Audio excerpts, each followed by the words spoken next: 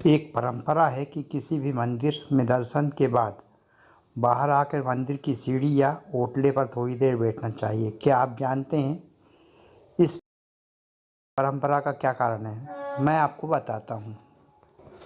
यह एक प्राचीन परंपरा एक विशेष उद्देश्य के लिए बनाई गई है। वास्तव में मंदिर की सीढ़ी पर बैठकर एक श्लोक बोलना चाहिए। यह श्लोक आजकल के लोग भूल गए हैं।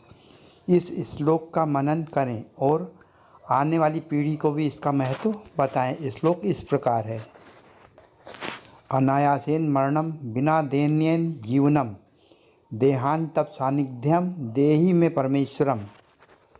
इस श्लोक का अर्थ है अनायासेन मरणम अर्थात बिना तकलीफ के हमारी मृत्यु हो और कभी भी बीमार होकर बिस्तर पर ना पड़े, कष्ट उठाकर मृत्यु को प्राप्त ना हो, चलते फिरते ही हमारे प्राण निकल जाएं। श्लोक की दूसरी लाइन है बिना दैन्येन जीवनम अर्थात परवस्था का जीवन ना हो, कभी किसी के सहारे ना रहना पड़े। जैसे कि लकवा हो जाने पर व्यक्ति दूसरे पर आश्रित हो जाता है, वैसे परवश या बेबस ना हो, भगवान की कृपा से बिना भीख के ही जीवन बसर हो सके। इसकी अगली पंक्ति है देहांते तप सानिध्यम अर्थात जब भी मृत्यु हो तब भगवान के सन्मुख हो, उनके दर्शन करते हुए प्राण निकलें।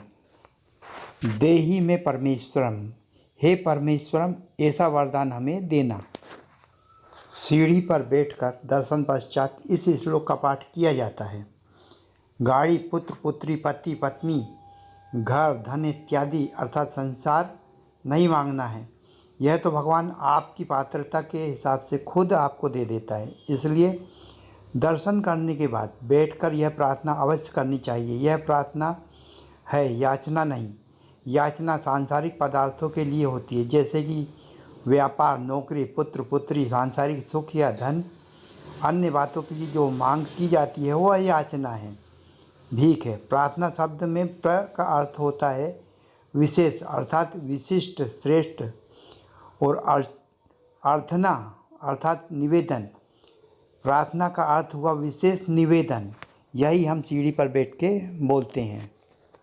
और दोस्तों एक बात और ध्यान रखना चाहिए, मंदिर में भगवान का दर्शन सदैव खुली आंखों से करना चाहिए, निहारना चाहिए। कुछ लोग वहाँ आंखें बंद करके खड़े रहते हैं। आंखें बंद क्यों करना? हम तो दर्शन करने आए हैं। भगवान के स्वरूप का, श्रृंगार का, श्री चरणों का, मुखारविंद का, श्रृंगार का संपूर्ण आनंद लें, आँखों में भर लें निज स्वरूप को। दर्शन के बाद जब बाहर आकर बैठे तब नेत्र बंद करके जो दर्शन किया है उसका स्वरूप ध्यान करना चाहिए और फिर वही श्लोक को बोलना चाहिए। मंदिर से बाहर आने के बाद पीढ़ी पर बैठकर स्वयं की आत्मा का ध्यान करें, तब नेत्र बंद करके। और अगर निज आत्मस्वरूप ध्यान में भगवान नहीं आए तो दोबारा मंदिर में दर्शन करें।